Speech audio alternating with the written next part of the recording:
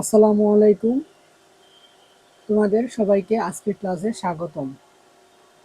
তো আজকে হচ্ছে আমরা দেখব হচ্ছে তোমার পর্যায় সারণী যে চ্যাপ্টারটা আছে সেই চ্যাপ্টারের হচ্ছে তোমার এমসিকিউ এবং সিকিউ সলভিং হচ্ছে আজকে আমরা দেখব। হ্যাঁ, তো আজকে আমাদের পূর্ব নির্ধারিত রুটিন ওয়াইজ আমাদের ক্লাসটা শুরু হওয়ার কথা ছিল 8:30টায়, বাট হচ্ছে কিছু টেকনিক্যাল কারণে এবং কিছু অনাকাঙ্ক্ষিত কারণে হচ্ছে ক্লাসটা আমরা আধা ঘন্টা দেরিতে শুরু করছি। তার জন্য আন্তরিকভাবে দুঃখিত। তো হচ্ছে তোমরা যারা যারা ক্লাসটি করতে চাও তাড়াতাড়ি জয়েন হয়ে যাও ক্লাসে। আমরা খুব তাড়াতাড়ি ক্লাসটি শুরু করতে যাচ্ছি।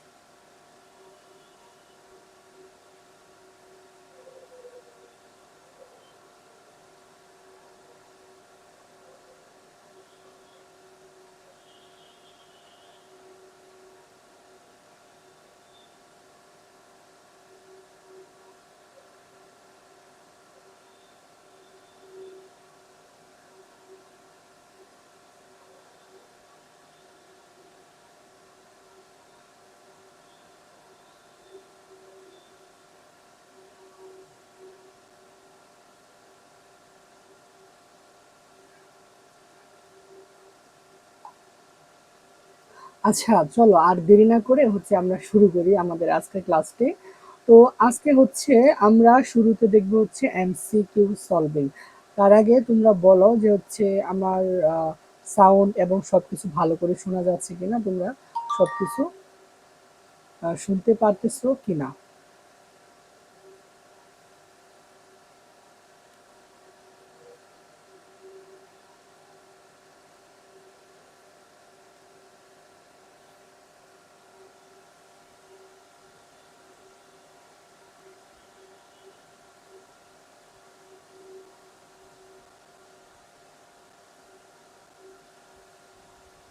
আচ্ছা, তো আর দেরি না করি আমরা ক্লাসটি শুরু করে দেই।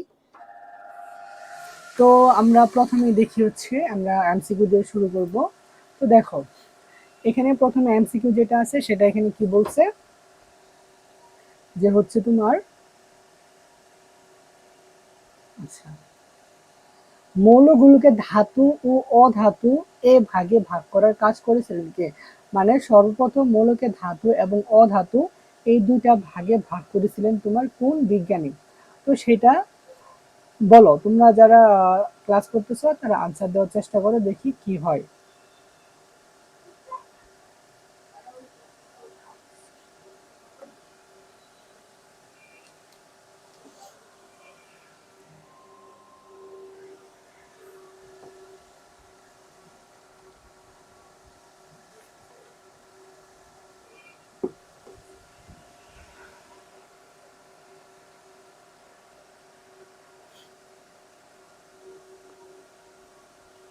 আচ্ছা দেখো, তো এটার আনসারটা হবে, আচ্ছা এটার আনসার আমি তোমাদের বললাম না, এটা হচ্ছে তোমরা বের করে নিবা বই থেকে। হ্যাঁ, তো প্রথম আনসারটা তোমরা নিজেরা বের করবা। তো পরবর্তী এমসিকিউ যদি আমি যাই, দেখো এখানে বলছে যে প্রথম ত্রয়ী মৌল হিসেবে, হ্যাঁ, প্রথম ত্রয়ী মৌল কি কি? হ্যাঁ, প্রথম ত্রয়ী মৌল কি কি? তো দেখো এটা খুবই একটা ইম্পর্টেন্ট এমসিকিউ। তো সেটা আমরা যদি দেখি কি কি হবে, তো দেখো এক নাম্বার এ নাম্বার যদি আমরা দেখি হাইড্রোজেন, হিলিয়াম, লিথিয়াম। বি নাম্বারে কি আছে? সোডিয়াম আছে, ম্যাগনেসিয়াম আছে, অ্যালুমিনিয়াম আছে। সি নাম্বারে হচ্ছে তোমার আছে নাইট্রোজেন, অক্সিজেন, নিয়ন। এবং ডি নাম্বার হচ্ছে তোমার ক্লোরিন, ব্রোমিন এবং আয়োডিন। তো এই চারটা অপশনের মধ্যে কোনটা হবে? তোমরা যারা জানো, হ্যাঁ, কমেন্টে আনসারটা লিখে ফেলো। আচ্ছা, তো দেখো এটার মধ্যে আনসারটা হবে তোমার ডি নাম্বার। হ্যাঁ, তার মানে দেখো হ্যালোজেন, হ্যালোজেনের মধ্যে চারটা, ফ্লোরিন, ক্লোরিন, ব্রোমিন, আয়োডিন। ঠিক আছে, ফ্লোরিন, ক্লোরিন, ব্রোমিন, আয়োডিন। দেখো এই চারটার মধ্যে ফ্লোরিন বাদে বাকি যে তিনটা আছে, এই বাকি তিনটা হচ্ছে তোমার প্রথম ত্রয়ী মৌল হিসেবে তোমার চিহ্নিত করা হয়েছিল। বাকি তিনটাকে প্রথম ত্রয়ী মৌল হিসেবে তোমার চিহ্নিত করা হয়েছিল।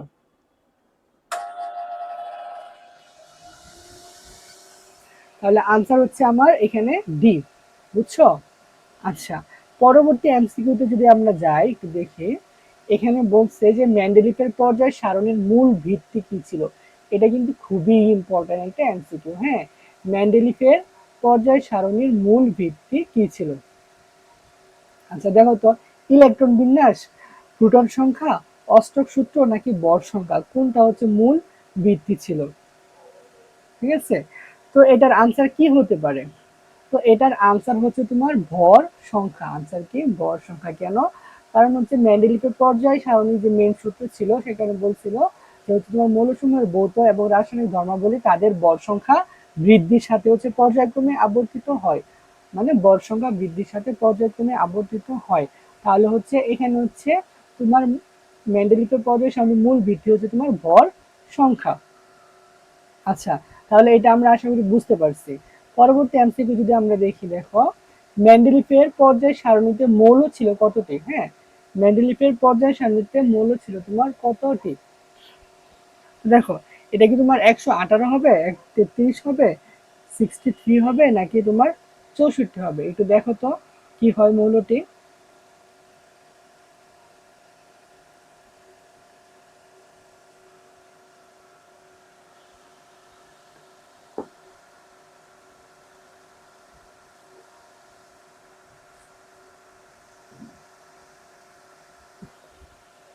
আচ্ছা, তো এটাও তোমাদের আমি HW দিলাম, এটা হচ্ছে বই থেকে বের করে নিবা। তো এটা খুব একদম এখান থেকে বের করে নিবা কোনটা আনসারটা হয়। পরবর্তীতে যদি আমরা যাই এমসিকিউ, দেখো আধুনিক পর্যায়ে সারণীতে মৌল ছিল কতটি?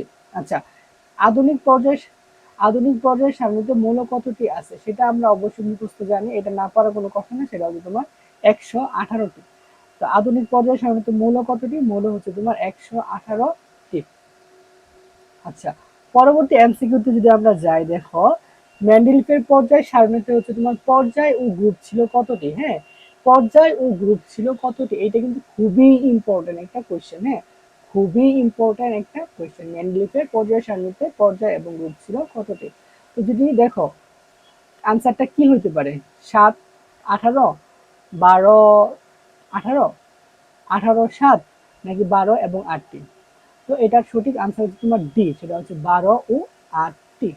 ঠিক আছে, 12 অর 8, 12 ও 8 হচ্ছে তোমার এটার আনসার। তো এটা কি? এটা হচ্ছে মুখস্থ করবা। তার পরবর্তী এমসিকিউ যদি আমরা একটু দেখি, দেখো ইউপ্যাক, ইউপ্যাক এর পূর্ণ রূপ কি? দেখো এটা খুবই ইম্পর্টেন্ট একটা এমসিকিউ।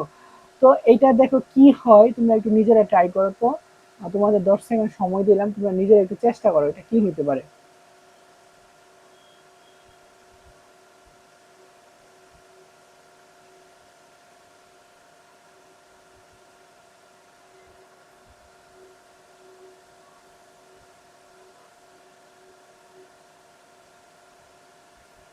আচ্ছা, আমরা যদি দেখি, দেখো কি কি অপশন আছে। International union of physics and chemistry, এটা নাকি international union of pure and applied chemistry.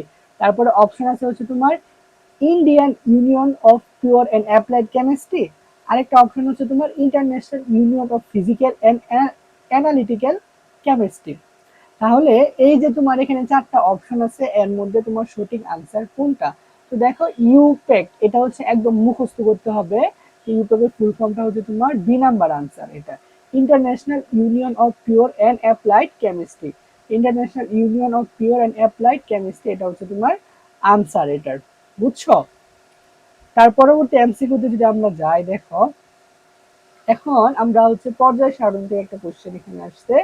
সেটা হচ্ছে তোমার সবচেয়ে দীর্ঘস্থায়ী গ্রুপ কোনটি? হ্যাঁ, সবচেয়ে দীর্ঘস্থায়ী গ্রুপ কোনটি? এটা কিন্তু আমাদের মাস্ট পারতে হবে, কারণ আমরা বেসিক ক্লাসে মানে গত ক্লাসে হচ্ছে আমরা পর্যায় সারণী প্রত্যেকটা গ্রুপে কয়টা করে মৌল আছে এবং প্রত্যেকটা তোমার পর্যায়ে কতটি মৌল আছে সবগুলো হচ্ছে আমরা দেখেছিলাম। হ্যাঁ, তাহলে হচ্ছে আমাদের সেটা পর্যায় সারণী ধরে ধরে আমরা পড়ছিলাম। তো তোমরা যারা ক্লাসটি করছো তাহলে তারা হচ্ছে তোমার ইজিলি এটা বুঝতে পারবা। হ্যাঁ, তাহলে এটা আনসার কত হবে? দেখো 12 হবে, 12 নম্বর গ্রুপ, 18 নম্বর গ্রুপ, 8 নম্বর গ্রুপ নাকি 3 নম্বর গ্রুপ? তো এটার আনসার হবে তোমার 3 নাম্বার গ্রুপ। কত? এটার আনসার তোমার 3 নাম্বার গ্রুপ, মানে 3 নাম্বার গ্রুপ। আচ্ছা, পরবর্তী এমসিকিউ যদি আমরা দেখি, দেখো তো ম্যাগনেসিয়ামের পর্যায় ও গ্রুপ নাম্বার কত? হ্যাঁ, ম্যাগনেসিয়ামের পর্যায় এবং গ্রুপ নাম্বার কত সেটা আমার বের করতে বলছে। তো এটা আমরা কিভাবে বের করব? তো হচ্ছে ইলেকট্রন বিন্যাস থেকে আমরা পর্যায় এবং গ্রুপ নির্ণয়টা আমরা লাস্ট ক্লাসে শিখছি। তো তোমরা যারা সেই ক্লাসটি করছো তাহলে তারা আশা করি সেটা পারবা। তো আমরা একটু দেখি কিভাবে বের করব। তো ম্যাগনেসিয়াম, তাই না? ম্যাগনেসিয়াম কত? ইলেকট্রন সংখ্যা হচ্ছে 12। তো ইলেকট্রন বিন্যাস করি 1s2 2s2 2p6 3s2। ঠিক আছে, ম্যাগনেসিয়ামের ইলেকট্রন সংখ্যা কয়টা? 12টা। তার মানে লাস্টে কি আছে? লাস্টে হচ্ছে তোমার 3s2 আছে। লাস্টে আছে তোমার 3s2। তাহলে এই n এর মান, লাস্টের n এর মান হচ্ছে তোমার পর্যায় নাম্বার। তাহলে এখানে n এর মান কত? n এর মান হচ্ছে 3। তাহলে পর্যায় দেখো 3 কয়টা অপশনে আছে? দেখো এই অপশনে 3 আছে এবং এই অপশনে 3 আছে। আচ্ছা, এখন দেখি গ্রুপ নাম্বার কত। এই ক্ষেত্রে গ্রুপ নাম্বার হচ্ছে s অরবিটালে যতটি ইলেকট্রন আছে সেটাই হচ্ছে তোমার গ্রুপ নাম্বার। তাহলে s অরবিটালে ইলেকট্রন কত আছে? s অরবিটালে ইলেকট্রন আছে তোমার 2টি। তাহলে অপশনে 2 কোনটা আছে? এই যে এটা 2 আছে। তার মানে এটা হচ্ছে आंसर, এটা ভুল। এটার आंसर কত? ডি। তো আশা করি তোমরা এটা বুঝতে পারছো, ঠিক আছে? তো আমরা হচ্ছে এখানে জাস্ট কয়েকটা এমসিকিউ দেখছি। এখন হচ্ছে আরো কিছু এমসিকিউ দেখবো, সেটা হচ্ছে একদম বই থেকে, গাইড থেকে আমরা কিছু এমসিকিউ দেখবো। কারণ বোর্ডের যে এমসিকিউ গুলো আসে সেগুলো হচ্ছে আমাদের মাস্ট পড়তে হবে।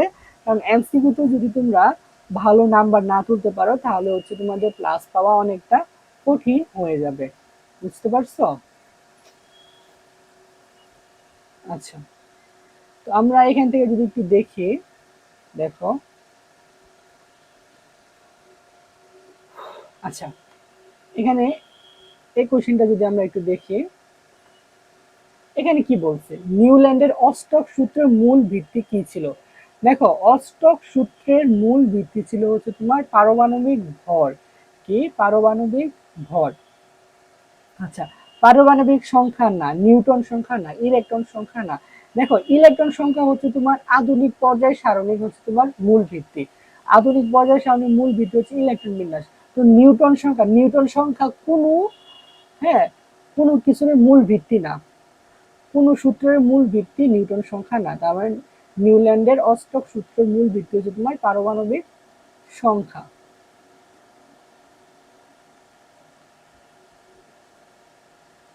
আচ্ছা, তার পরবর্তী এমসিকিউ যদি আমরা একটু দেখি, দেখো। ওকে, তো এখানে বলছে মৌলিক পদার্থ সমূহকে ধাতু এবং অধাতু এই দুটি ভাগে ভাগ করেছেন কে? সেটা হচ্ছে তোমার বিজ্ঞানী ল্যাবরেসিয়ে। এটা হচ্ছে আমাদের মুখস্থ প্রশ্ন, আমাদের দেখতে হবে। তারপর হচ্ছে ত্রয়ী সূত্র প্রদান করেন কে? খুবই ইম্পর্টেন্ট একটা কোশ্চেন, এটা কোনোভাবে মিস দেওয়া যাবে না। ত্রয়ী সূত্র প্রদান করেন হচ্ছে তোমার বিজ্ঞানী ডুবে রাইনার কে? বিজ্ঞানী ডুবে রাইনার। তো ডুবে রাইনারের ত্রয়ী সূত্র, তো এইভাবে মনে রাখবা। তারপরে হচ্ছে তোমার কত সালে ত্রয়ী সূত্র আবিষ্কার হয়েছে? সেটা হচ্ছে 1829 সালে। এটা বেশি ইম্পর্টেন্ট না, তোমরা চাইলে পড়তে পারো এবং বা চাইলে স্কিপও করতে পারো বা বাদও দিতে পারো। আচ্ছা, দেখো 9 নম্বর কোশ্চেনে যদি আমরা দেখি, পর্যায় সারণী অষ্টক সূত্র, এটা আমরা দেখছি, মানে নিউল্যান্ডের অষ্টক সূত্র। অষ্টক সূত্র দিয়েছেন হচ্ছে বিজ্ঞানী তোমার নিউল্যান্ড। তো এগুলো হচ্ছে তোমার খুবই ইম্পর্টেন্ট এমসিকিউ। আচ্ছা, মেন্ডেলিভ কত সালে পর্যায় সূত্র প্রদান করেন? মেন্ডেলিভ হচ্ছে তোমার 1869 সালে। হ্যাঁ, এটা বোর্ডে যেহেতু আসছে, খুবই ইম্পর্টেন্ট। সেটা হচ্ছে তোমার 1869 সালে হচ্ছে তোমার সূত্রটি প্রদান করে থাকেন। আচ্ছা, তারপরে হচ্ছে আধুনিক পর্যায় সূত্র আবিষ্কৃত হয়েছে কত সালে? সেটা হচ্ছে তোমার 1913 সালে। কত? 1913 সালে। তো এগুলো হচ্ছে আমাদের মুখস্থ প্রশ্ন, সেটা আমাদের মাথায় রাখতে হবে। ওকে, তার পরবর্তী প্রশ্ন যদি আমরা দেখি, পারমাণবিক সংখ্যার ধারণা দেন কে? পারমাণবিক সংখ্যার ধারণা দেন হচ্ছে তোমার মুসলে। বুঝছো? জাস্ট মনে রাখবো, মুসলে পারমাণবিক সংখ্যার ধারণা দিয়ে থাকেন। আচ্ছা, এটা লাগবে না, এটা তোমরা স্কিপ করতে পারো। তার পরবর্তী যদি আমরা দেখি 24 নাম্বার, তো বিজ্ঞানী মেন্ডেলিফের পর্যায় সারণীতে কতটি অনুভূমিক সারি? দেখো, অনুভূমিক সারিকে বলা হয় পর্যায়। অনুভূমিক সারিকে কি বলা হয়? পর্যায়। তাহলে মেন্ডেলিফের পর্যায় সারণীতে পর্যায় কতটি ছিল? পর্যায় ছিল তোমার 12টি, মুখস্থ। আর গ্রুপ ছিল কতটি? গ্রুপ ছিল তোমার 8টি। আচ্ছা, পরের প্রশ্ন যদি আমরা দেখি, মেন্ডেলিফের পর্যায় সারণীতে খাড়া কলাম বা গ্রুপ ছিল কতটি? 8টি। দেখছো? তো এটা আনসার কি? এটা 8টি। তারপরে যদি আমরা দেখি, মেন্ডেলিভ কতটি মৌল নিয়ে আধুনিক পর্যায়ে সূত্র প্রবর্তন করেন? সেটা হচ্ছে তোমার খুবই ইম্পর্টেন্ট, কতটি মৌল, এটা একদম মনে রাখবা। হ্যাঁ, এটা খুবই ইম্পর্টেন্ট। সেটা হচ্ছে তোমার 67, 67টি। ঠিক আছে, দেখো তিনি এই ৬৭টির মধ্যে হচ্ছে আবিষ্কৃত ছিল ৬৩টি এবং ৪টি ছিল হচ্ছে অনাবিষ্কৃত। মানে তিনি যে পর্যায়ের সারণী দিয়েছেন তার মধ্যে আবিষ্কৃত মৌল ছিল ৬৩টি এবং মানে মানে ভবিষ্যৎবাণী করছিল তিনি অনাবিষ্কৃত ছিল মানে যেগুলো তিনি আবিষ্কার করতে পারেন না এরকম মৌল ছিল হচ্ছে তোমার ৪টি। তাহলে এই টোটাল হচ্ছে তোমার 67। আচ্ছা, তাহলে হচ্ছে মেন্ডেলিভ কতটি আবিষ্কৃত মৌল যদি বলা হয় অপশন আবিষ্কৃত মৌল, তাহলে সেটা কি হবে, সেটা হবে তোমার 63, সেটা তোমার 63 হবে। আচ্ছা, এখন আসে হচ্ছে তোমার জে ডব্লিউ ডুবেরানের ত্রয়ী সূত্র কোনটি? আচ্ছা দেখো, ডুবেরানের ত্রয়ী সূত্র কি বলছিল, বলছিল তোমার একটা মৌল যদি এ হয়, আরেকটা বি এবং আরেকটা সি, তো প্রথম টা এবং প্লাস লাস্টেরটা দুইটার পারমাণবিক ভর যোগ করে 2 দ্বারা ভাগ করব। হ্যাঁ, ভাগ করার পরে আমরা হচ্ছে তোমার দ্বিতীয়টার পারমাণবিক ভর পেয়ে যাব। তো এইভাবে আমরা মিলাই দেখা হচ্ছে তোমার লিথিয়াম, তাই না, লিথিয়ামের পারমাণবিক ভর মানে ক নম্বরের ক্ষেত্রে দেখি লিথিয়ামের পারমাণবিক ভর কত 3 প্লাস পটাশিয়াম, পটাশিয়ামের পারমাণবিক ভর কত, পটাশিয়ামের পারমাণবিক ভর হচ্ছে 19 ভাগ কত 2, তাহলে এখানে কত হচ্ছে, এখানে হচ্ছে তোমার 12, তাই না? আচ্ছা,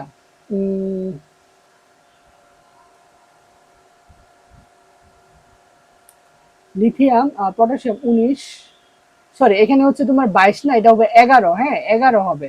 তাহলে 11,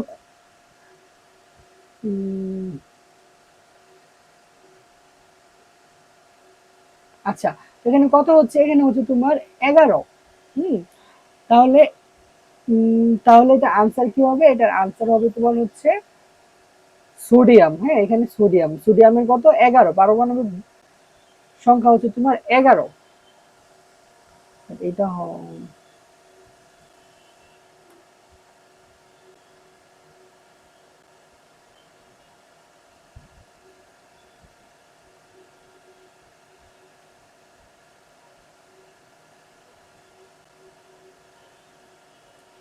আচ্ছা, বাকি অপশনগুলো যদি আমরা একটু দেখি, বাকি অপশনগুলো কি হচ্ছে।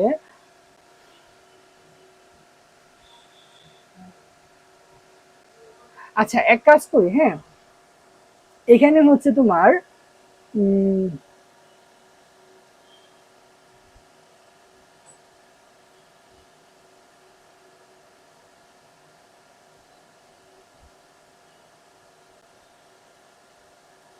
দেখো এখানে হচ্ছে তোমার বলছিল যে প্রথম মৌলের পারমাণবিক ভর, তাহলে লিথিয়ামের পারমাণবিক ভর হচ্ছে 7 প্লাস 3 নম্বর মৌলের পারমাণবিক ভর পটাশিয়াম হচ্ছে তোমার 19 39 39, তারপরে কত দ্বারা ভাগ করব, 2 দ্বারা ভাগ করব, তাহলে এখানে কত হচ্ছে, এখানে হচ্ছে তোমার 46/2, তাহলে হচ্ছে তোমার 24।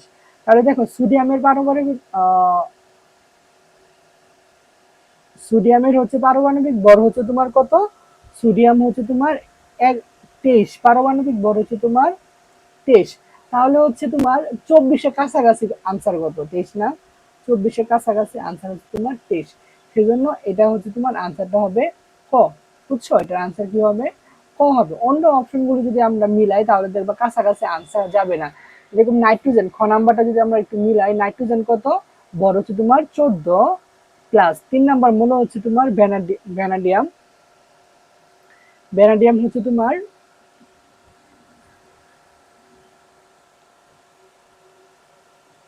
সেটা হচ্ছে পারমাণবিক ভর হচ্ছে তোমার ভ্যানাডিয়ামের হচ্ছে তোমার 51 বা হচ্ছে 2, তাহলে এখানে কত হচ্ছে, এখানে হচ্ছে তোমার 5 আর 6, 65/2, তাহলে হচ্ছে তোমার এটা হবে তোমার 32.5। দেখো আর মাঝখানে কি আছে, মাঝখানে আছে ফসফরাস, ফসফরাস হচ্ছে তোমার 15 31, ফসফরাসের পারমাণবিক ভর 31, তাহলে 31 আর 32.5 কিন্তু একদম কাছাকাছি না, একটু ডিফারেন্ট আছে। তো সেজন্য হচ্ছে তোমার এখানে সুইটেবল আনসার হচ্ছে তোমার ক। বুঝছো, এখানে সুইটেবল আনসার হচ্ছে ক। আচ্ছা, তারপরে আরো কিছু এমসিকিউ যদি আমরা একটু দেখি।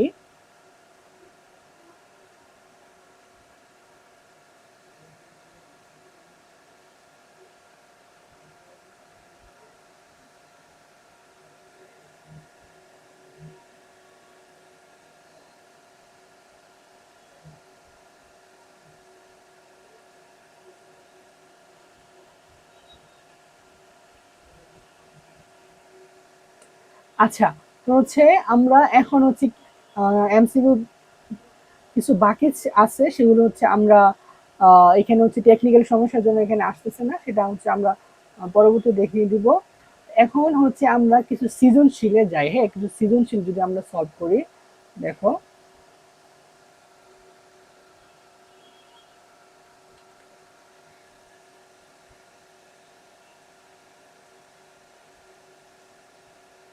আচ্ছা, তার আগে বলো তোমাদের এর মধ্যে কোনো সমস্যা আছে কিনা। যদি সমস্যা থাকে তাহলে সেটা আমরা সলভ করার চেষ্টা করব।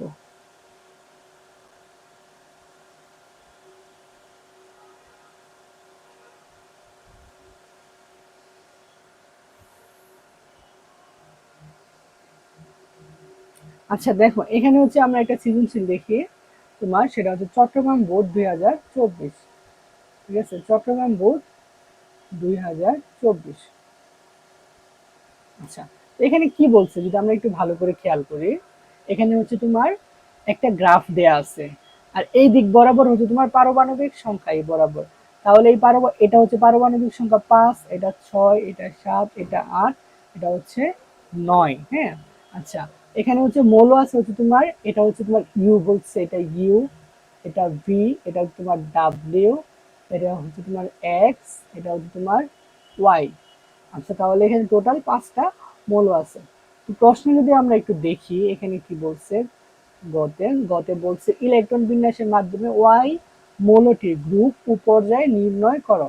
হ্যাঁ, গ্রুপ ও পর্যায় নির্ণয় করতে বলছে ওয়াই মৌলটি।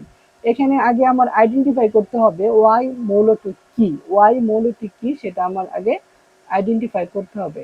তাহলে দেখো তো ওয়াই, হ্যাঁ, ওয়াই আছে এই জায়গায়, তো এর ইলেকট্রন সংখ্যা কত, 9। তাহলে 9 ইলেকট্রন সংখ্যা বিশিষ্ট পরমাণুকে,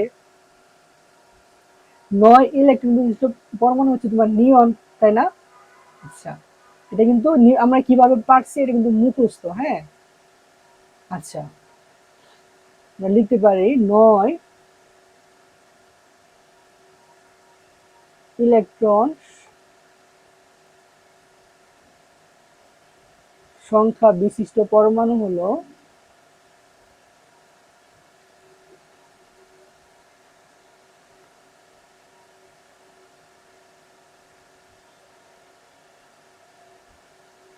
হলো কি নিয়ন। হ্যাঁ, নিয়ন।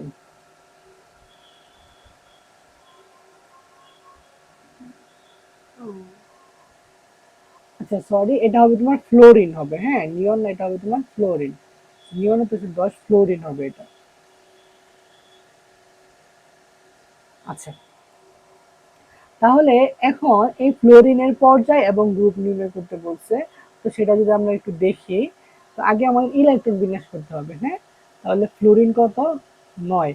তাহলে ইলেকট্রন বিন্যাস যদি করি 1s2, 2s2, 2p4। ঠিক আছে, 1s2, 2s2, 2p4। না, এটা হবে 2p5 হবে,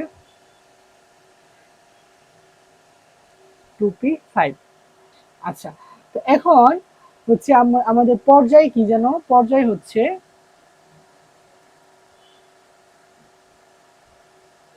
এন এর মান, তাই না? পর্যায় হচ্ছে এন এর মান, লাস্টের কক্ষপথে এন এর মান। তো এখানে এন এর মান কত, 2। তাহলে বলতে পারি পর্যায় সংখ্যা হচ্ছে তোমার 2। তারপরে হচ্ছে গ্রুপ সংখ্যা আমরা কিভাবে যেন বের করি। গ্রুপ সংখ্যা দেখো, লাস্টে যদি তোমার পি অরবিটাল থাকে, হ্যাঁ, লাস্টে যদি তোমার পি অরবিটাল থাকে, পি, তার আগে যদি এস অরবিটাল থাকে, যদি এরকম থাকে এস প্লাস পি অরবিটাল, তাহলে তাদের ক্ষেত্রে তোমার গ্রুপ নির্ণয়ের সূত্র হচ্ছে তোমার 10 প্লাস এস অরবিটালে কতটুকু, যতটুকু ইলেকট্রন আছে, প্লাস পি অরবিটালে কতটুকু ইলেকট্রন আছে, মানে কয়টি ইলেকট্রন আছে। ঠিক আছে, তাহলে এটা আমরা লিখতে পারি তোমার 10 প্লাস এস অরবিটালে ইলেকট্রন সংখ্যা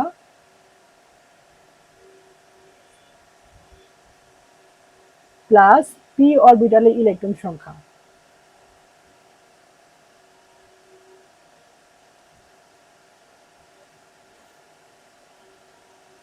ইলেকট্রন সংখ্যা। আচ্ছা, তাহলে হচ্ছে এখানে তোমার 10 প্লাস s অরবিটালে ইলেকট্রন কত আছে তোমার 2 প্লাস p অরবিটালে কত আছে সেটা হচ্ছে তোমার 5, তাহলে কত হচ্ছে 17। তাহলে আমরা বলতে পারি হচ্ছে যে এই যে এখানে y মৌলটি আছে, y মৌলটি হচ্ছে তোমার ফ্লোরিন। তো ফ্লোরিনের ক্ষেত্রে তোমার পর্যায় সংখ্যা হচ্ছে তোমার 2 এবং গ্রুপ সংখ্যা হচ্ছে তোমার 17। বুঝা গেছে? ফ্লোরিনের ক্ষেত্রে পর্যায় সংখ্যা হচ্ছে 2 এবং গ্রুপ সংখ্যা হচ্ছে তোমার 17। তো আশা করি তোমরা এটা বুঝতে পারছো। ওকে, এখন পরবর্তী প্রশ্নে যদি আমরা যাই একটু দেখো। দেখো পরবর্তী প্রশ্নে কি বলছে, বলছে যে হচ্ছে উদ্দীপকের মৌলগুলোর আয়নীকরণ শক্তির ক্রম শুধু ঊর্ধ্বমুখী না হওয়ার কারণ ব্যাখ্যা করো। এখানে যদি আমরা একটু দেখি তোমার, দেখো এখান থেকে 5 নাম্বার যে মৌল আছে তার থেকে তোমার আয়নীকরণ শক্তি বৃদ্ধি পাইছে সরলরৈখিক ভাবে, হ্যাঁ সরলরৈখিক ভাবে ডাব্লিউ পর্যন্ত বৃদ্ধি পেয়েছে। তারপরে যখন এক্স এ আসছে তখন একটু কমে গেছে এবং আবার ওয়াই তে যখন গেছে আবার বাড়ছে। আমরা নর্মালি কি পড়ছিলাম যে লাস্ট ক্লাসে যে হচ্ছে আয়নীকরণ শক্তি পড়ছিলাম হচ্ছে আমরা আই এর দ্বারা পড়ছিলাম, বুঝছো? আমরা আই এর দ্বারা পড়ছিলাম সেটা আত হচ্ছে আয়নীকরণ শক্তি, রশ্মি, ইলেকট্রন শক্তি, ততে তড়িৎ ঋণাত্মকতা। তো এদের ক্ষেত্রে কি পড়ছিলাম যে তোমার একই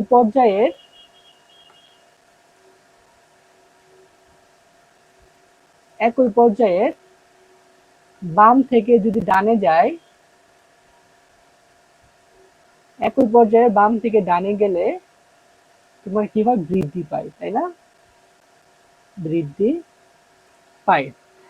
আচ্ছা দেখো এখন এই হচ্ছে তোমার 5 নাম্বার মৌল, 6 ইলেকট্রন বিশিষ্ট মৌল, 7 ইলেকট্রন বিশিষ্ট মৌল, 8 ইলেকট্রন বিশিষ্ট মৌল এবং 9, এরা সবগুলি হচ্ছে একই পর্যায়ে, ঠিক আছে? এরা সবগুলো হচ্ছে তোমার একই পর্যায়ের।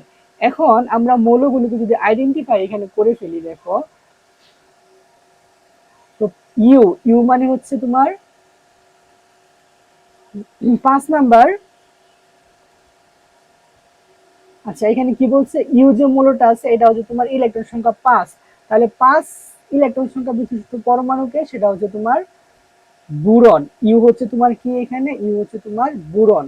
তারপরে যদি একটু দেখি ভি, ভি এর ইলেকট্রন সংখ্যা কত 6, তাহলে 6 ইলেকট্রন বিশিষ্ট পরমাণু হচ্ছে তোমার কার্বন, তাহলে ভি কি হবে তোমার কার্বন।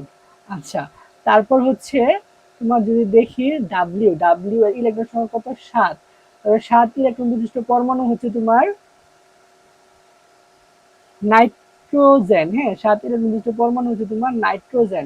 তারপরে যদি দেখি তোমার এক্স, এক্স হচ্ছে তোমার ইলেকট্রন সংখ্যা 8, তাহলে 8 ইলেকট্রন বিশিষ্ট পরমাণু হচ্ছে তোমার অক্সিজেন, বুঝছো? এক্স ইকুয়াল 8, 8 মানে কি এখানে অক্সিজেন। তারপরে যদি দেখি তোমার হচ্ছে ডাব্লিউ, সরি ওয়াই, হ্যাঁ ওয়াই এর ইলেকট্রন সংখ্যা হচ্ছে 9, তো 9 ইলেকট্রন বিশিষ্ট পরমাণু হচ্ছে তোমার ফ্লোরিন, কে হবে তোমার ফ্লোরিন। তাহলে ওয়াই, ওয়াই ইকুয়াল কি ফ্লোরিন। তাহলে এখানে আমরা কি কি মোল পাচ্ছি, মোল পাচ্ছি হচ্ছে তোমার boron, carbon, nitrogen, oxygen, fluorine, হ্যাঁ এই কয়টা পাচ্ছি, এই হচ্ছে তোমার 5টা পাচ্ছি। তো এখন আমরা এরা যেহেতু সেম পর্যায়ের তাহলে হচ্ছে তোমার একই পর্যায়ের ডান থেকে তোমার বাম থেকে যদি ডান দিকে যায় তাহলে হচ্ছে তোমার বৃদ্ধি পাওয়ার কথা না। তো আমরা গ্রাফে যদি দেখি, গ্রাফে হচ্ছে দেখো তোমার ইউ থেকে বি বৃদ্ধি পাইছে, বি থেকে ডাব্লিউ বৃদ্ধি পাইছে, ডাব্লিউ থেকে এক্স এর বৃদ্ধি পাওয়ার কথা ছিল, হ্যাঁ ডাব্লিউ থেকে এক্স এর বৃদ্ধি পাওয়ার কথা ছিল বা বৃদ্ধি পায় না, কমছে। আবার এক্স থেকে ওয়াই বৃদ্ধি পাইছে, হ্যাঁ। তাহলে আমরা যদি একটু দেখি তোমার এখানে হচ্ছে বুরন, বুরন থেকে বেশি হওয়ার কথা ছিল কার্বন, কার্বন থেকে বেশি হওয়ার কথা ছিল তোমার নাইট্রোজেন, নাইট্রোজেন থেকে বেশি হওয়ার কথা ছিল অক্সিজেন, অক্সিজেন থেকে বেশি হওয়ার কথা ছিল ফ্লোরিন। কেন? কারণ হচ্ছে একই পর্যায়ের বাম থেকে যদি ডানে যায় তাহলে হচ্ছে তোমার বৃদ্ধি পায় আর কি, আয়নীকরণ শক্তি বৃদ্ধি পায়। বাট এখানে একটু ব্যতিক্রম হয়ে গেছে, এখানে ব্যতিক্রমটা হয়েছে তোমার এটা, তোমার এই ব্যতিক্রমটা হয়েছে নাইট্রোজেন এবং অক্সিজেনের মধ্যে হচ্ছে ব্যতিক্রমটা হয়েছে। এখন কেন ব্যতিক্রম হয়েছে সেটা আমাদের মানে দেখাইতে বলছে প্রশ্নে। হ্যাঁ, প্রশ্ন কি বলছে যে আয়নীকরণ শক্তি ঊর্ধ্বমুখী না হওয়ার কারণ, মানে এই যে ব্যতিক্রমটা হয়েছে, সেই ব্যতিক্রম হওয়ার কারণটা আমাদের ব্যাখ্যা করতে হবে। তো আমরা যদি একটু দেখি, তো ব্যতিক্রম কারা হয়েছে, ব্যতিক্রম হচ্ছে তোমার নাইট্রোজেন আর হচ্ছে তোমার অক্সিজেন, এই দুইটা ব্যতিক্রম হয়েছে। তো নর্মালি কার বেশি থাকার কথা ছিল, বেশি থাকার কথা ছিল অক্সিজেনের, তাই না? বাট এটা সঠিক না। হ্যাঁ, বেশি হবে কে, বেশি হবে তোমার নাইট্রোজেন, মানে এটা হচ্ছে তোমার সঠিক আর এটা হচ্ছে তোমার ভুল। এখন কেন এটা সঠিক এটা ভুল সেটা আমরা মানে প্রশ্নে চাইছে সেটা আমাদের ব্যাখ্যা করতে। আচ্ছা, এটা ব্যাখ্যা করার জন্য আমাদের ইলেকট্রন বিন্যাস দেখতে হবে। কি দেখতে হবে? ইলেকট্রন বিন্যাস। আগে আমরা অক্সিজেনের ইলেকট্রন বিন্যাস দেখি। অক্সিজেন কত? 8। তাহলে 1s2 2s2 2p4, তাহলে এখানে কয়টা হয়েছে? 8টা ইলেকট্রন। আচ্ছা, এবং তারপরে যে নাইট্রোজেনের ইলেকট্রন বিন্যাস যদি আমরা একটু দেখি, নাইট্রোজেনেরটা, নাইট্রোজেন কত? 7। হ্যাঁ, তাহলে 1s2 2s2 2p3। আচ্ছা, এখানে আমাদের বোঝার একটা জিনিস আছে, দেখো এই যে লাস্ট অরবিটাল কি তার 2p না? আচ্ছা, পি তে ইলেকট্রন আছে কয়টা? এখানে তোমার 4টা ইলেকট্রন আছে। কয়টা ইলেকট্রন? ইলেকট্রন আছে হচ্ছে তোমার, আছে তোমার এখানে 4টা ইলেকট্রন। আর এই পি এর ক্ষেত্রে তোমার ইলেকট্রন আছে হচ্ছে তোমার 3টা ইলেকট্রন। ঠিক আছে, পি 3 মানে হচ্ছে তোমার 3টা ইলেকট্রন আছে। আচ্ছা, আমরা এটা কি জানি পি অরবিটালে কতটা ইলেকট্রন থাকতে পারে সর্বোচ্চ? পি তে তোমার সর্বোচ্চ 6টা ইলেকট্রন থাকতে পারে। হ্যাঁ, এস এ কয়টা থাকতে পারে? এস এ থাকতে পারে তোমার হচ্ছে 2টা ইলেকট্রন। আচ্ছা, এস পি ডি, ডি তে সর্বোচ্চ কয়টা ইলেকট্রন থাকতে পারে? ডি তে হচ্ছে তোমার 10টা ইলেকট্রন থাকতে পারে। এফ, এফ এ কয়টা ইলেকট্রন থাকতে পারে? এফ এ হচ্ছে তোমার ইলেকট্রন থাকতে পারে হচ্ছে তোমার 14টা। আচ্ছা, তার মানে দেখো পূর্ণ এবং অর্ধপূর্ণ এই কনসেপ্টটা আমাদের জানতে হবে। পূর্ণ, এস এর ক্ষেত্রে পূর্ণ কে বলতো? আচ্ছা, এস আমাদের এখানে লাগবে না কনসেপ্টে। পি, দেখো পি এর দুইটা, একটা হচ্ছে পূর্ণ আর একটা হচ্ছে অর্ধপূর্ণ। যদি পূর্ণ দেখি, পূর্ণ কত মানে কতটা ইলেকট্রন হলে এটা পূর্ণ হবে? তোমার পিতে সর্বোচ্চ থাকতে পারে হচ্ছে তোমার 6টা, তাহলে 6টা ইলেকট্রন হলে তোমার পূর্ণ হবে। এবং অর্ধপূর্ণ মানে অর্ধেক পূর্ণ বা অর্ধেক। হ্যাঁ, অর্ধপূর্ণ। আচ্ছা, টোটাল থাকতে পারে 6টা, 6কে তুমি 2 দ্বারা ভাগ করো, ভাগ করলে কত হবে? 3 হবে। তাহলে 3টা যদি থাকে তাহলে হচ্ছে অর্ধপূর্ণ হবে। আচ্ছা, আরেকটা জিনিস মনে রাখবা, একটা ইলেকট্রন বিন্যাসের, কোন মৌলের ইলেকট্রন বিন্যাসের পূর্ণ এবং অর্ধপূর্ণ অবস্থা বেশি স্থিতিশীল। কি? পূর্ণ, পূর্ণ ও অর্ধপূর্ণ অবস্থা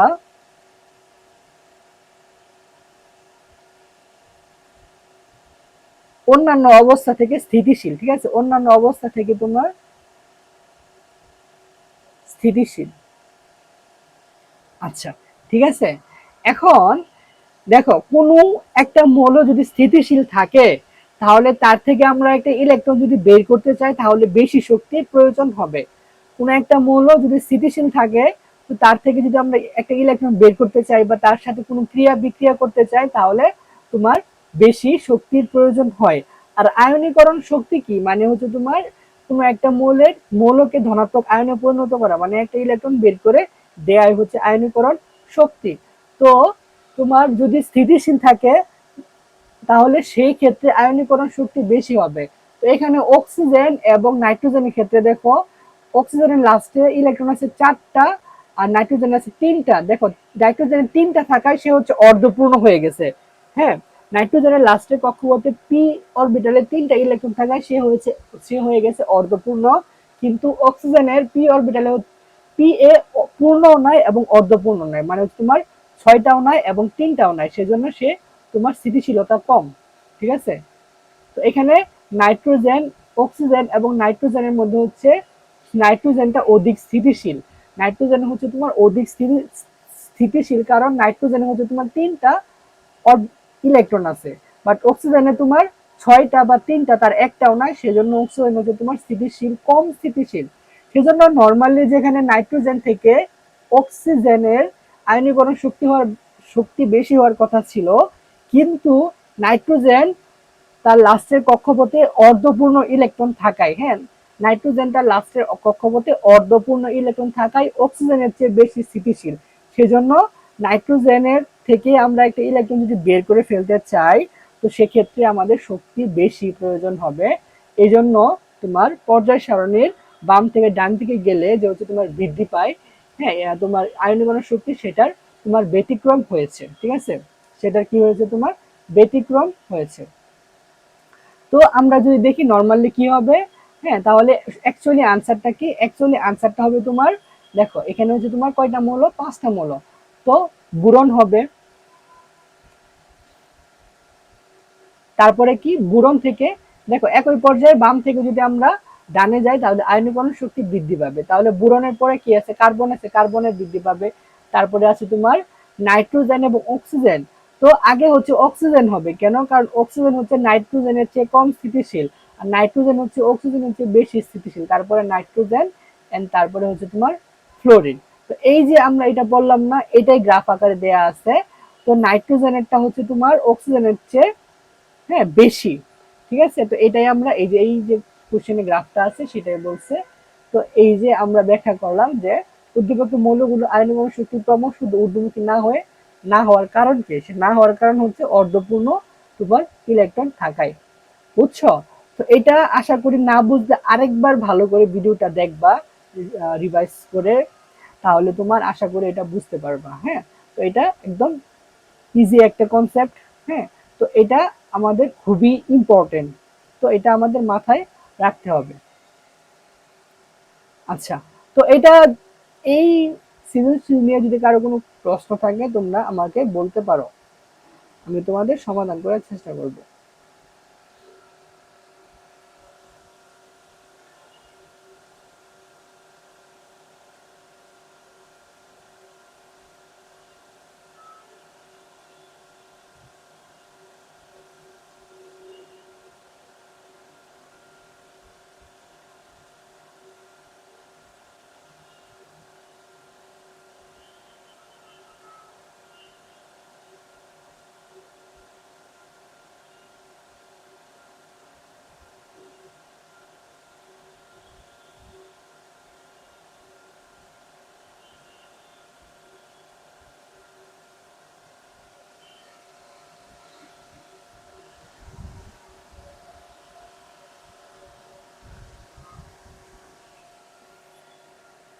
আচ্ছা, তাহলে হচ্ছে আমরা নেক্সট আরেকটা সৃজনশীলে চলে যাই।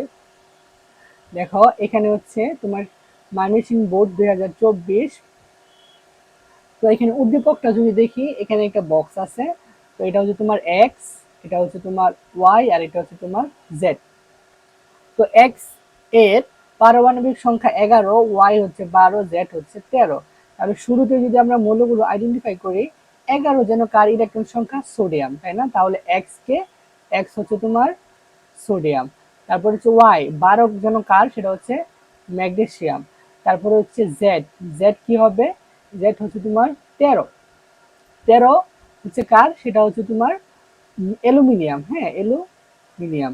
তো প্রশ্ন যদি আমরা এখানে দেখি যে ইলেকট্রন বিন্যাস উল্লেখপূর্বক পর্যায় সারণীতে ওয়াই মৌলের অবস্থান নির্ণয় করো, হ্যাঁ, ওয়াই মৌলের অবস্থান নির্ণয় করতে বলছে।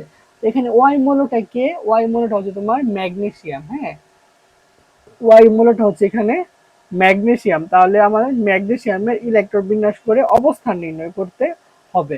তো যখন তোমার অবস্থান নির্ণয় করতে বলবে, তখন হচ্ছে পর্যায় সংখ্যা এবং গ্রুপ সংখ্যা বের করা, মানে অবস্থান নির্ণয় মানে হচ্ছে পর্যায় সংখ্যা এবং গ্রুপ সংখ্যা আমাদের বের করতে হবে। তাহলে এটা যদি আমরা সমাধান করি, তাহলে ম্যাগনেসিয়ামের ইলেকট্রন বিন্যাস যদি করি, ম্যাগনেসিয়াম কত, 12, তাহলে 1s2, 2s2, 2p6, 3s2, এই তো 3s2 এটা হচ্ছে আমাদের ম্যাগনেসিয়ামের ইলেকট্রন বিন্যাস। এখন পর্যায় সংখ্যা কি হবে বলতো, পর্যায় সংখ্যা হচ্ছে লাস্টের কক্ষপথের n এর মান, পর্যায় সংখ্যা, তো পর্যায় সংখ্যা n, লাস্টের কক্ষপথে n এর মান কত, 3, তাহলে পর্যায় সংখ্যা কত, 3, ঠিক আছে, ওকে। তারপরে হচ্ছে তোমার গ্রুপ, গ্রুপ সংখ্যা কিভাবে বের করব? গ্রুপ সংখ্যা বের করার তিনটা নিয়ম ছিল। তিনটা নিয়মে আমরা আমাদের আগের ক্লাসে দেখাইছি, তো এখন সেটা রিপিট করতেছি না। তো লাস্টে যদি শুধু এস অরবিটাল থাকে তাহলে এস অরবিটালের মাথায় যত ইলেকট্রন থাকবে সেটা হচ্ছে তোমার গ্রুপ সংখ্যা। তাহলে গ্রুপ কত? গ্রুপ হচ্ছে তোমার 2। তাহলে আমরা বলতে পারি গ এর আনসার পর্যায় সংখ্যা হচ্ছে তোমার 3, গ্রুপ হচ্ছে তোমার 2। আশা করি এটা তোমরা বুঝতে পারছো। ওকে, তার এখন পরবর্তী কোশ্চেনে যদি যাই, দেখো উদ্দীপকের উল্লেখিত মৌল তিনটির পারমাণবিক ব্যাসার্ধে ক্রম বিশ্লেষণ করো। মানে মৌলটির আকার কি হবে, আকার বড় হবে নাকি ছোট হবে সেটা আমাদের ব্যাখ্যা করতে হবে। তো এটাও হচ্ছে আমরা লাস্ট ক্লাসে একদম তোমার চিত্র সহ একে বুঝাইছি যে কেন তোমার আহ একটা মৌল এক মানে একই পর্যায়ে তোমার ডান থেকে যদি বামে যায়, বাম থেকে যদি ডানে যায় তাহলে তোমার পারমাণবিক ব্যাসার্ধ কমে বা পরমাণুর আকার ছোট হয়ে যায়। ঠিক আছে, এটা যদি লিখে দেয় আবার, মনে করে একই পর্যায়ের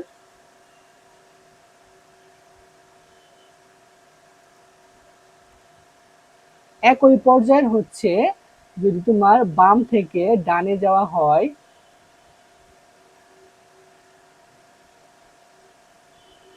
একই পর্যায়ে বাম থেকে যদি আমরা ডানে যাই তাহলে দেখতে পাবো হচ্ছে পরমাণুর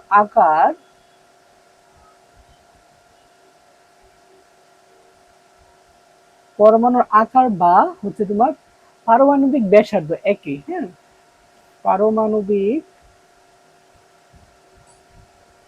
ব্যাসার্ধ ব্যাসার্ধ কি হবে তোমার? ছোট হবে। হ্যাঁ, তোমার একই পর্যায়ে বাম থেকে যদি আমরা ডান দিকে থাকি তাহলে হচ্ছে তোমার পরমাণু আকার বা পারমাণবিক ব্যাসার্ধ আস্তে আস্তে কমবে। হ্যাঁ, ছোট হতে থাকবে। এটা আমাদের মনে রাখতে হবে। আচ্ছা, এটা কেন হবে সেটা হচ্ছে আমরা আমাদের আগের ক্লাসে একদম চিত্র সহ ইলেকট্রন এঁকে চিত্র এঁকে আমরা দেখাইছি। তো এখন আর সেটা এখানে দেখিয়ে তোমাদের সময় নষ্ট করব না। তাহলে এখানে বলছে যে পারমাণবিক ক্রম বিশ্লেষণ করো। তাহলে দেখো আমরা যদি একটু সাজায় লিখি পর্যায় সারণীতে, প্রথমে আছে তোমার সোডিয়াম, তারপরে আছে ম্যাগনেসিয়াম, তারপরে আছে তোমার অ্যালুমিনিয়াম, এই তিনটা আছে। তাহলে এখান থেকে আমরা দেখতে পাচ্ছি যে পর্যায় সারণীর এরা এরা হচ্ছে তিনটা সেম পর্যায়ের, কি একই পর্যায়ের তিনটা মৌল। এর মধ্যে সবার বামে আছে কি সোডিয়াম। তাহলে বাম থেকে ডানে গেলে হচ্ছে আকার হ্রাস পায়, তাহলে আমি বলতে পারি সোডিয়ামের আকার সবচেয়ে বড় বা পারমাণবিক ব্যাসার্ধ সবচেয়ে বড়। তার থেকে কম হচ্ছে তোমার ম্যাগনেসিয়াম, ম্যাগনেসিয়াম হচ্ছে তার থেকে কম, এবং তার থেকে কম হচ্ছে তোমার অ্যালুমিনিয়াম। হ্যাঁ, তার থেকে কম হচ্ছে তোমার অ্যালুমিনিয়াম। তো এটাই আমাদের বিশ্লেষণ করতে বলছে। তো বিশ্লেষণ কি করবো আমরা লাস্ট ক্লাসে হচ্ছে যে চিত্র সহ ব্যাখ্যা করছি, তো চিত্র লাগবে না, জাস্ট যে কথাগুলো আমরা বলছি সেটাই হচ্ছে তোমার ব্যাখ্যা করে দেবা। তারপরে সামারি যদি আমরা বলি, একই পর্যায়ে দেখো সোডিয়ামে ইলেকট্রন আছে 11টা, ম্যাগনেসিয়ামে আছে 12টা। তো আমরা যখন একটা একটা করে ঘর আগাবো তখন দেখবো একটা একটা করে ইলেকট্রন বৃদ্ধি পাচ্ছে। তো যখন ইলেকট্রন একটা একটা করে বৃদ্ধি পাবে তখন হচ্ছে কেন্দ্রের যে প্রোটন থাকে প্রোটনের প্রতি আকর্ষণ বৃদ্ধি পাবে, এবং যার ফলে তার লাস্টের যে কক্ষপথ থাকে সেই কক্ষপথের আকারটা একটু ছোট হয়ে যাবে, এবং সেই কক্ষপথের আকার ছোট হওয়ার কারণে পারমাণবিক ব্যাসার্ধ বা পরমাণুর আকার ছোট হয়ে যাবে। তো এই ছিল আমাদের এটার আনসার। তো আশা করি তোমরা এটা বুঝতে পারছো। এখন পরবর্তী সৃজনশীলে যদি আমরা যাই, দেখো ঢাকা বোর্ড 2023, হ্যাঁ ঢাকা বোর্ড 2023-এ আসা একটি সৃজনশীল প্রশ্ন। তো এখানে হচ্ছে পর্যায় সারণীর অংশ বিশেষ দেয়া আছে। তো এখানে তোমার এ ওয়াই এবং জেড হচ্ছে তোমার অ্যাকচুয়ালি কোনো মৌল না, এগুলো প্রতীকী অর্থে ব্যবহার করা হয়েছে। তো ঘ নাম্বার প্রশ্নটা যদি আমরা দেখি, ঘ নাম্বারে কি বলছে যে এ এবং এক্স এর ইলেকট্রন আসক্তি ক্রম ব্যাখ্যা করো। হ্যাঁ, এ এ কোথায় আছে? এ হচ্ছে আছে তোমার এই জায়গায়, এটা হচ্ছে তোমার এ। আর এক্স কোনটা? এক্স হচ্ছে তোমার এই জায়গায়। ঠিক আছে, তাহলে এ এ আছে, দেখো তো এর নিচে কি আছে? লিথিয়াম আছে না? লিথিয়াম। তারপর কি আছে? এক্স আছে, এক্স এর নিচে কি আছে? নিয়ন। আচ্ছা, দেখো লিথিয়াম কোন গ্রুপে যেন থাকে? আমরা গ্রুপ 1 এর মৌলগুলো মুখস্থ করছিলাম যে হাই লিনা রুবিকে সেটে ফেলেছে। তাহলে প্রথমটা হচ্ছে হাইড্রোজেন, পরে লিথিয়াম, পরে হচ্ছে তোমার sodium, potassium, rubidium, caesium, francium. ঠিক আছে, এগুলো কিন্তু আমরা মুখস্থ করছিলাম। তাহলে যেহেতু লিথিয়াম, লিথিয়ামের উপরে আছে হাই লিনা, তাহলে এটা হবে তোমার হাইড্রোজেন, এটা কি হবে হাইড্রোজেন।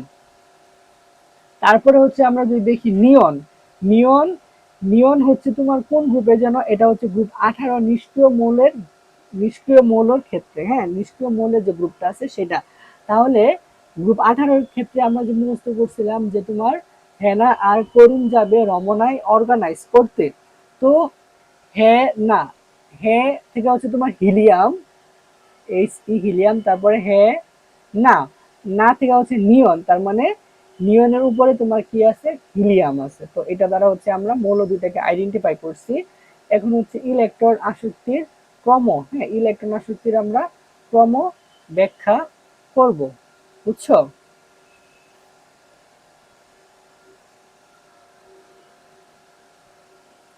তো তার আগে তোমরা দেখো তো এটার আনসারটা কি হয়, একটু কল্পনা করো।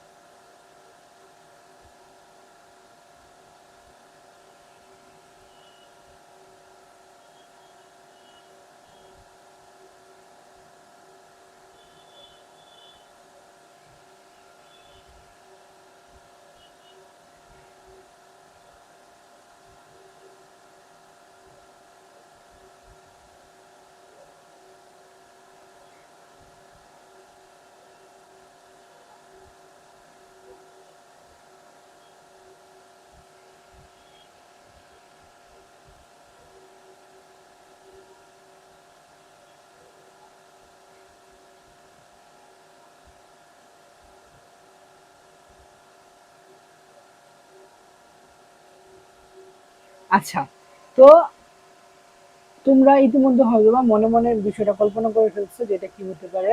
দেখো আমরা আইত দ্বারা পড়ছিলাম না, আইত মানে একটা বাচ্চা যে হচ্ছে বড় হচ্ছে, আইত সরি আধা হচ্ছে তোমার আয়নীকরণ শক্তি রশিদ হচ্ছে তোমার ইলেকট্রন আসক্তি, তত হচ্ছে তোমার তড়িৎ ঋণাত্মকতা, এখানে রশ্মি মানে ইলেকট্রন আসক্তি। তো একই পর্যায়ের বাম থেকে যদি ডানে যায় তাহলে তারা কি হবে বৃদ্ধি পাবে, একই পর্যায়ে বাম থেকে ডানে গেলে বৃদ্ধি তারা পাবে। তাহলে হচ্ছে এখানে আয়নীকরণ শক্তি দেখো, এখানে আমরা পর্যায় থেকে দেখতে পাচ্ছি এ এবং এক্স হচ্ছে তোমার সেম পর্যায়ের, এ এবং এক্স কি তোমার সেম পর্যায়ের। তাহলে একই পর্যায়ের বাম, বাম মানে কি আছে এ আছে, বাম থেকে ডানে গেলে বৃদ্ধি পাবে, তাহলে এক্স, এক্স হচ্ছে ডানে, তাহলে এ থেকে এক্স এরটা বেশি হবে না, তাহলে এ থেকে এক্স এরটা বেশি হবে। তাহলে আমার এখানে হচ্ছে তোমার বলছে আইনগণিক শক্তির ক্রম ব্যাখ্যা করো। আচ্ছা, তো ক্রম ব্যাখ্যা করো, আমরা ব্যাখ্যা করব কি যে তোমার, আমরা জানি হচ্ছে একই পর্যায় সারণীর একই পর্যায়ের বাম থেকে যদি আমরা ডানে যাই তাহলে হচ্ছে তোমার ইলেকট্রন আসক্তি বৃদ্ধি পায়, ইলেকট্রন আসক্তি কি হয় বৃদ্ধি পায়। আচ্ছা কেন বৃদ্ধি পায়, কারণ হচ্ছে তোমার একই পর্যায়ের বাম থেকে যদি ডানে যায়, একই পর্যায়ের বাম থেকে ডানে গেলে, ডানে গেলে কি হয় তোমার পারমাণবিক ব্যাসার্ধ হ্রাস পায়, কি হয় পারমাণবিক ব্যাসার্ধ হ্রাস পায়, পারমাণবিক ব্যাসার্ধ হ্রাস পায়, যার ফলে হচ্ছে তোমার ইলেকট্রন আসক্তি বৃদ্ধি পায়, যার ফলে কি হয়, যার ফলে হয় তোমার ইলেকট্রন আসক্তি, ইলেকট্রন আসক্তি কি হয় বৃদ্ধি পায়, ঠিক আছে, যার ফলে ইলেকট্রন আসক্তি বৃদ্ধি পায়। তো এটা একটু সুন্দর করে ব্যাখ্যা করবা তাহলে হচ্ছে আমাদের এই আনসারটা হয়ে যাবে। তারপরে হচ্ছে ঘ নাম্বার কি বলছে, গ নাম্বারে তোমার বলছে এখানে যে ওয়াই এবং জেড এর আয়নীকরণ শক্তি এবং পারমাণবিক ব্যাসার্ধ পরস্পরের বিপরীত ক্রমে আবর্তিত হয়, ব্যাখ্যা করো। তো এটা একদম ইজি, এটা হচ্ছে তোমার একদম ইজি। আয়নীকরণ শক্তি যদি আমরা দেখি তোমার হচ্ছে ডান থেকে সরি একই পর্যায়ে বাম থেকে যদি ডানে যায় তাহলে হচ্ছে তোমার বৃদ্ধি পায়, ঠিক আছে। আয়নীকরণ শক্তি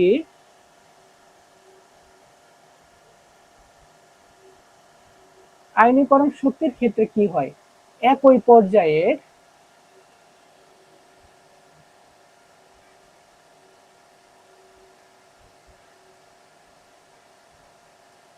পর্যায়ে যদি আমরা বাম থেকে ডানে যাই, বাম থেকে ডানে হচ্ছে তোমার কি হয়, বৃদ্ধি পায়। ঠিক আছে, বৃদ্ধি পায়, এটা কিন্তু মনে রাখতে হবে।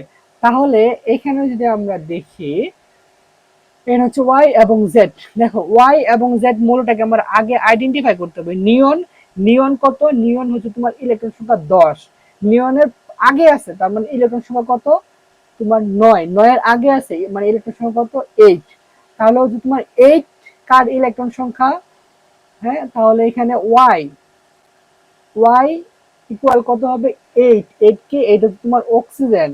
তারপরে হচ্ছে তোমার জেড, জেড এর ইলেকট্রন সংখ্যা হচ্ছে 9, তাহলে জেড, জেড জেড কি হবে, তোমার জেড, জেড হবে তোমার ফ্লোরিন। তাহলে এখানে দুইটা মৌল হচ্ছে, একটা হচ্ছে অক্সিজেন আর একটা হচ্ছে তোমার ফ্লোরিন। তাহলে আমি বলতে পারি এখানে হচ্ছে তোমার আয়নীকরণ শক্তির ক্ষেত্রে অক্সিজেন থেকে ফ্লোরিনের আয়নীকরণ শক্তি কি বেশি, অক্সিজেন থেকে ফ্লোরিনের আয়নীকরণ শক্তি কি বেশি।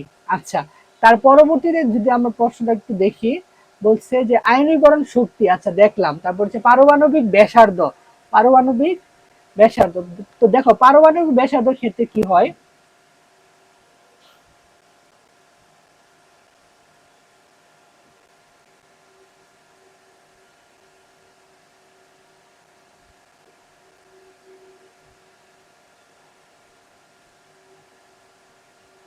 দেখো পারমাণবিক ব্যাসার্ধ হচ্ছে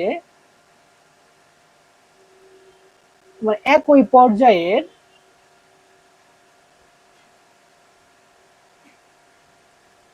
একই পর্যায়ে যদি আমরা বাম থেকে ডানে যাই, একই পর্যায়ের বাম থেকে, আচ্ছা পারমাণবিক ব্যাসার্ধ যদি একই, একই পর্যায়ে বাম থেকে যদি ডানে যায় তাহলে কি হয়, হ্রাস পায়। পারমাণবিক ব্যাসার্ধ কি হয়, হ্রাস পায়। বাট ইলেকট্রন আসক্তি কি হয়, ইলেকট্রন আসক্তি হচ্ছে তোমার বৃদ্ধি পায়। আর পারমাণবিক ব্যাসার্ধ কি করে, পারমাণবিক ব্যাসার্ধ হচ্ছে তোমার হ্রাস পায়। একটা আরেকটা বিপরীত না, তাহলে আমরা এক্ষেত্রে বলতে পারি না হচ্ছে যে তোমার পারমাণবিক ব্যাসার্ধের ক্ষেত্রে তোমার ফ্লোরিন থেকে, ও আচ্ছা, অক্সিজেন থেকে ফ্লোরিনের পারমাণবিক ব্যাসার্ধ কম বলতে পারি না, মানে অক্সিজেনের পারমাণবিক ব্যাসার্ধ হচ্ছে তোমার ফ্লোরিনের চেয়ে বেশি, যেহেতু অক্সিজেন হচ্ছে বাম দিকে আছে। তাহলে দেখো আমরা যদি কম্পেয়ার করি এটা এবং হচ্ছে তোমার এটা, একটা আরেকটার উল্টা না, পরস্পর বিপরীত না। আয়নীকরণ শক্তির ক্ষেত্রে ফ্লোরিনের বেশি, বাট তোমার পারমাণবিক ব্যাসার্ধের ক্ষেত্রে অক্সিজেনের বেশি, বুঝছো? আচ্ছা, তো আমাদের প্রশ্নে কি বলছিল, প্রশ্নে বলছিল যে হচ্ছে বিপরীত ক্রমে পরিবর্তিত হয়। হ্যাঁ, আমরা দেখতে পাচ্ছি বিপরীত ক্রমে পরিবর্তিত হচ্ছে, একটা যদি বাড়তেছে আরেকটা কমতেছে। ঠিক আছে, একটা বাড়লে আরেকটা কমে, তার মানে আমরা এটা বুঝতে পারছি। তো এটা সুন্দর করে ব্যাখ্যা করে দিবা, তাহলে হচ্ছে তোমাদের আনসারটা হয়ে যাবে। তো আশা করি তোমরা এটা বুঝতে পারছো।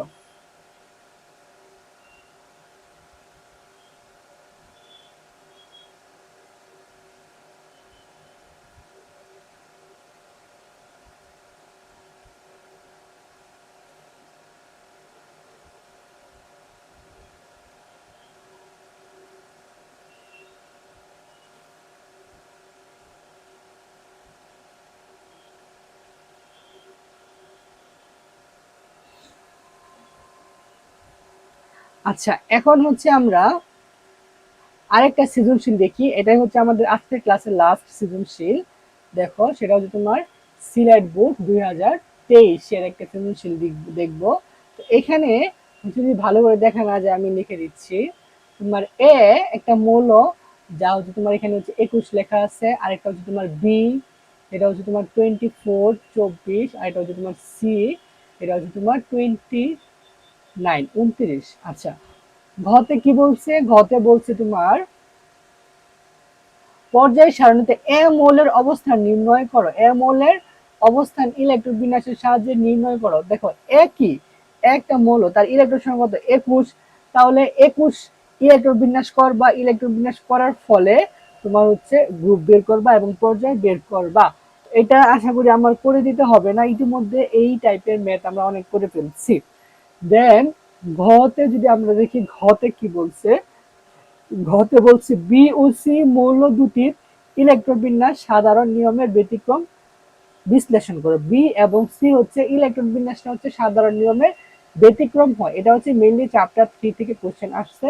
তো যদিও চ্যাপ্টার 3 থেকে আসছে সেটা আমরা চলো এখন দেখে ফেলি। আচ্ছা দেখো বি মৌল কি, বি মৌল তোমার এখানে ইলেকট্রন সংখ্যা হচ্ছে 24, তাহলে 24 কোন মৌলটা, 24 হচ্ছে তোমার ক্রোমিয়াম। কি ক্রোমিয়াম হচ্ছে তোমার 24। তাহলে আমরা ক্রোমিয়ামের যদি ইলেকট্রন বিন্যাস করি 24 1s2 2s2 2p6 3s2 3p6 3d4s, তো এখানে হচ্ছে 3d4, আচ্ছা 3d4 4s2। আমরা নর্মালি যখন এই নিয়মে ইলেকট্রন বিন্যাস করব তো এটা হবে, বাট অ্যাকচুয়ালি আমরা এই যে ইলেকট্রন বিন্যাস করলাম এটা সঠিক না। এটা কি না, সঠিক না। এটার আসল ইলেকট্রন বিন্যাস বা সঠিক ইলেকট্রন বিন্যাস হবে এইরকম। যদি আমরা দেখি 1s2 2s2 2p6 3s2 3p6 3d5 4s1। আচ্ছা তো দেখো নর্মালি কি হয়, ইলেকট্রন হচ্ছে তোমার সর্বনিম্ন শক্তি স্তরে প্রবেশ করে। তাহলে এখানে যদি আমরা দেখি 3d এবং 4s, এই দুইটার মধ্যে কার শক্তির মান কত, দেখো n, মানে আমরা দেখবো হচ্ছে n প্লাস l এর মান, n প্লাস l এর মান। তো দেখো s এর ক্ষেত্রে l এর মান হচ্ছে তোমার 0, p অরবিটালের ক্ষেত্রে l এর মান হচ্ছে তোমার 1, হ্যাঁ, d এর ক্ষেত্রে l এর মান হচ্ছে তোমার 2, f অরবিটালের ক্ষেত্রে l এর মান হচ্ছে তোমার 3, এটা মুখস্থ রাখতে হবে। s অরবিটালের ক্ষেত্রে l এর মান হচ্ছে 0, p অরবিটালের ক্ষেত্রে l এর মান 1, d অরবিটালের ক্ষেত্রে l এর মান হচ্ছে তোমার 2 এবং f অরবিটালের ক্ষেত্রে l এর মান হচ্ছে তোমার 3। তাহলে আমরা দেখি কার মানটা কত হয়। তাহলে এখানে n এর মান হচ্ছে 3 প্লাস d, d এর ক্ষেত্রে l এর মান হচ্ছে তোমার 2, তাহলে এখানে কত 5। আর এখানে যদি দেখি n এর মান হচ্ছে তোমার n প্লাস l এর মান, যদি আমরা দেখি এখানে n এর মান হচ্ছে 4, n এর মান হচ্ছে তোমার 4 প্লাস l, l এর মান কত, আচ্ছা এখানে l, l মানে হচ্ছে s অরবিটাল, s অরবিটালের ক্ষেত্রে l এর মান 0, তাহলে হচ্ছে তোমার 4, তাহলে 4 হচ্ছে তোমার 5 থেকে ছোট, তাই না? তাহলে ইলেকট্রন সর্বপ্রথম হচ্ছে তোমার 4s অরবিটালে যাবে, হ্যাঁ, ইলেকট্রন সর্বপ্রথম 4s অরবিটালে যাবে, তারপর 4s ফিল আপ করে 3d তে যাবে, এটা আমরা জানি। তাহলে নরমালি হচ্ছে আগে 4s ফিল আপ করবে, 4s2 হয়েছে, আচ্ছা তারপরে বাকি ইলেকট্রন গুলো হচ্ছে 3d তে যাবে, হ্যাঁ। তো এখানে তোমার দ্বিতীয় হিসেবে 4টা হওয়ার কথা ছিল, তাই না? বাট এখানে 5টা হয়েছে, কেন জানো? কারণ ডি অরবিটাল, ডি অরবিটালে হচ্ছে অর্ধপূর্ণ হচ্ছে তোমার 5টা ইলেকট্রন, আর ডি অরবিটালে পূর্ণ হয় 10টা ইলেকট্রন, দিতে সর্বোচ্চ 10টা থাকতে পারে, হ্যাঁ। তো একটা মৌল, হ্যাঁ, সবসময় কি চাই, বা একটা পরমাণু সবসময় চাই হচ্ছে তোমার স্থিতিশীল অবস্থায় থাকতে, ঠিক আছে, স্থিতিশীল অবস্থায় থাকতে চায়। তো স্থিতিশীল অবস্থার জন্য সে হচ্ছে তোমার মানে পূর্ণ বা অর্ধপূর্ণ থাকতে চাই, পূর্ণ অথবা অর্ধপূর্ণ। তো এখানে 4টা ইলেকট্রনের মধ্যে যদি আমরা একটা ইলেকট্রন দেই, এখান থেকে যদি একটা ইলেকট্রন আমরা দিয়ে দেই, তাহলে সে কি হয়ে যায়, পূর্ণ হয়ে যায়, সে তোমার অর্ধপূর্ণ হয়ে যায় 4টার মধ্যে একটা ইলেকট্রন দিলে। তাহলে 4s, এখান থেকে দুইটা থেকে একটা ইলেকট্রন দিয়ে দাও এখানে, তাহলে হচ্ছে 5টা হয়ে গেছে, তার মানে 3d5 4s1। তাহলে তোমার ডি অরবিটালে ইলেকট্রন, ডি অরবিটালকে তোমার হচ্ছে অর্ধপূর্ণ করার জন্য হচ্ছে তোমার এটা হচ্ছে ব্যতিক্রম হয়েছে, যেখানে 4s2 না হয়ে 4s1 হয়েছে। তো এটাই যে হচ্ছে বি এবং সি মূলত ইলেকট্রন বিন্যাস ব্যতিক্রম বিশ্লেষণ করো। তো আমরা একটা বিশ্লেষণ করে ফেলছি, এখানে অর্ধপূর্ণ করার জন্য হচ্ছে তোমার একটা ইলেকট্রন তোমার 2s থেকে তোমার দিতে চলে আসছে। আচ্ছা এখন আরেকটা হচ্ছে তোমার, দেখো আরেকটা মৌল কি, সেটা হচ্ছে 29। 29 হচ্ছে তোমার কপার, Cu কপার কত 29। তো কপারের ইলেকট্রন বিন্যাস যদি আমরা দেখি, দেখো copper 29, 1s2 2s2 2p6 3s2 3p6 3d4s।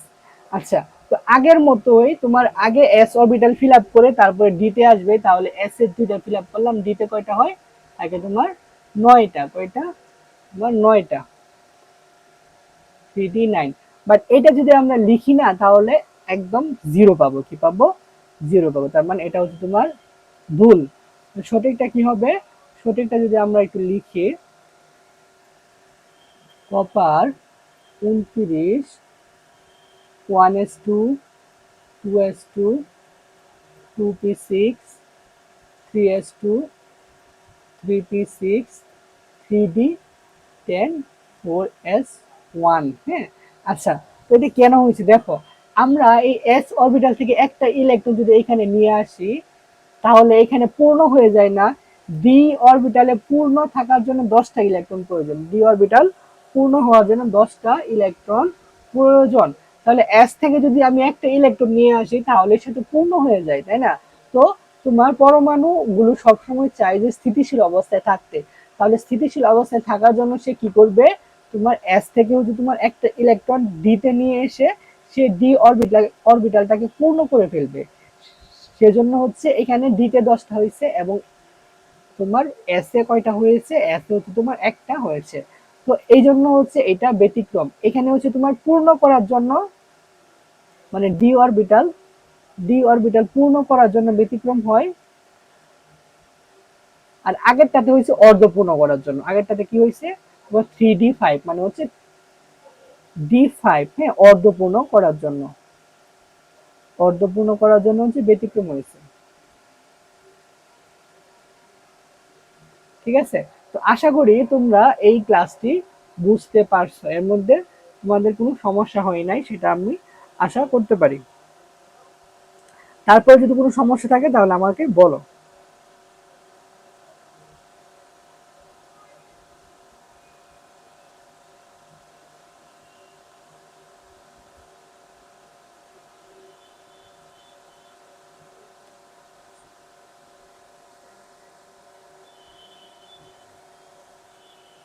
আচ্ছা, তাহলে আশা করি তোমরা আমরা আজকে যতটুকু পড়ছি সেটা হচ্ছে তোমরা বুঝতে পারছো।